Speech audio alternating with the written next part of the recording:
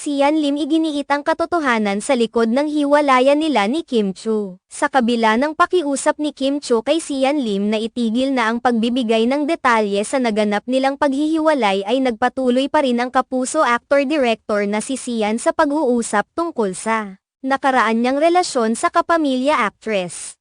Matatandaan na sa naging panayam kay Kim Chu bago ang pagpunta ni na Kim Chu at Paolo Avellino sa Dubai, ay iginiit ng aktres na nais niyang manahimik na lamang sa isyu ng hiwalayan nila ni Sian Lim noong nakaraang taon. Ayon kay Kim Chu, nais niyang mag-umpisa ng panibagong chapter at patahimikin na lamang ang nakaraan nila ni Sian Lim at hiniling na ay respeto na lamang nila ang isa't isa alang-alang sa kanilang mga pinagdaanan. Subalit, sa kabila nito ay patuloy pa rin na naglalabas ng mga pahayag si Sian Lim at hayagang sinasagot ang mga katanungan sa kanya kaugnay sa naging paghihiwalay nila ni Kim Chu noong nakaraang taon. Sa panayam kay Boy Abunda, ibinunyag ni Sian Lim na hindi pa niya nakakausap si Kim simula noong breakup nila last year.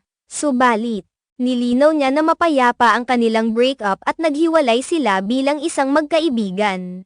Kasi Tito Boy, to be completely honest, ever since we went our separate ways, hindi pa po kami nakakapag-usap. But we, of course, when that night happened, maayos yung pag-uusap namin. Of course, mayroong iyakan, but there was that assurance na we went through 12 years of our existence.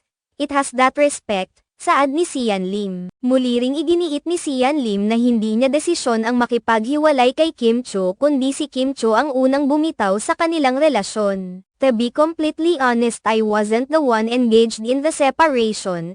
Yun lang po siya.